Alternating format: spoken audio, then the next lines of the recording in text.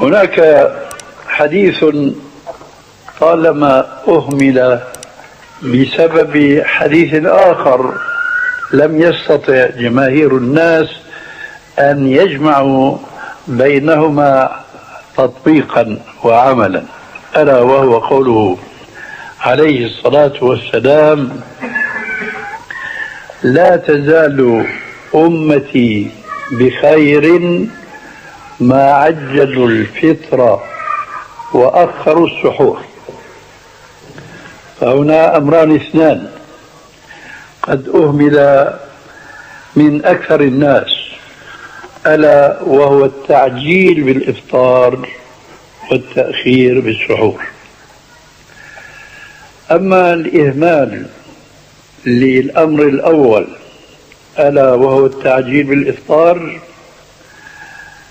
فإنه يخالف في ظن البعض حديثا آخر، وهو قوله صلى الله عليه وآله وسلم: لا تزال أمتي بخير ما عجلوا بصلاة المغرب.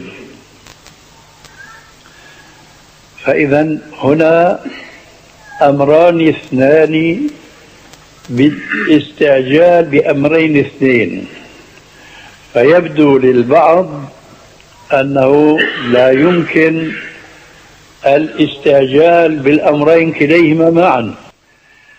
فالأمر بالجمع بين التعجيل بالإفطار والتعجيل بصلاة المغرب هذا أمر سهل جدا، وذلك مما بينه لنا نبينا صلوات الله وسلامه عليه فعلا وعملا، حيث كان عليه الصلاة والسلام يفطر على 3 تمرات، يفطر على 3 تمرات ثم يصلي المغرب ثم يعود فيتعشى إن وجد في نفسه حاجة إلى العشاء. نحن اليوم نقع في مخالفتين اثنتين: أولا نؤخر الأذان عن وقته المشروع، ثم بعد هذا التأخير يأتي تأخير آخر، وهو أننا نجلس للطعام إلا قليل من الناس الذين يحرصون ويصلون المغرب في المسجد، لكن عامة الناس هم أولا يتأخرون حتى يسمعوا الأذان، فإذا سمعوا الأذان جلسوا للطعام كأنهم يتغدون أو يتعشون وليسوا هم في إفطار. الأذان اليوم في أكثر البلاد الإسلامية مع الأسف أقول، وليس فقط في الأردن، لقد عرفت ذلك بالتتبع، في أكثر البلاد الإسلامية يؤذن أذان المغرب بعد الوقت.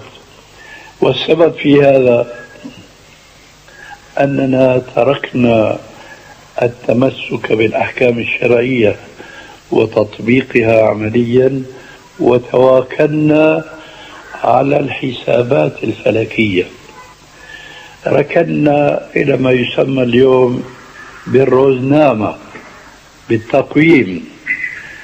التقاويم هذه تجري على حسابات فلكية تحسب الأرض أرض مستوية، فتعطي حساب لهذه الأرض المستوية، بينما الأرض خاصة في بلادنا هنا تختلف بين انخفاض في وادي وبين هضبة بين جبل، فلا يصح أن يكون التوقيت واحدا يشمل الساحل ويشمل السهل ويشمل الجبل، لا، لكل أرض وقتها.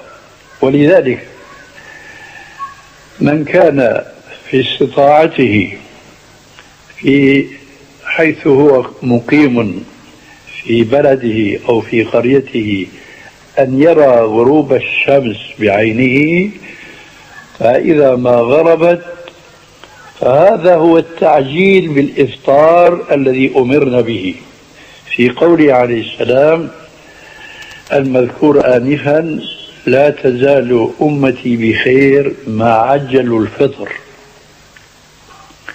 لقد حرص النبي صلى الله عليه وآله وسلم على تطبيق هذه السنة تعليما وتطبيقا. أما تعليما فقد قال عليه الصلاة والسلام في الحديث الذي أخرجه البخاري في صحيحه إذا أقبل الليل من ها هنا وأشار إلى الشرق وأدبر النهار من ها هنا وأشار إلى الغرب وغربت الشمس فقد أفطر الصائم. إيش معنى فقد أفطر الصائم؟ أي دخل في حكم الإفطار، وحينئذ يأتي الحكم السابق الذي حض فيه الرسول عليه السلام على الاستعجال بالإفطار، والرسول عليه السلام كان يطبق هذا حتى وهو راكب مسافر. فقد جاء أيضا في صحيح البخاري أن النبي صلى الله عليه وآله وسلم أمر أحد أصحابه بأن يهيئ له الإفطار، فقال يا رسول الله النهار أمامنا، يعني ضوء الشمس ولو أنها غابت لكن لا يزال ضوءها ظاهر من الناحية الغربية. ما رد عليه الرسول عليه السلام بل أكد له الأمر بأن يهيئ الإفطار. يقول راوي الحديث كنا نرى النهار أمامنا، أي ضوء النهار ضوء الشمس حينما أفطرنا، لو أن أحدنا ركب ناقته لرأى الشمس. الشمس غربت من هنا ورسول عليه السلام أمر أحد الصحابة أن يهيئ الإفطار. لماذا؟ للتعجيل بالخير، لا تزال أمتي بخير ما عجلوا الفطر.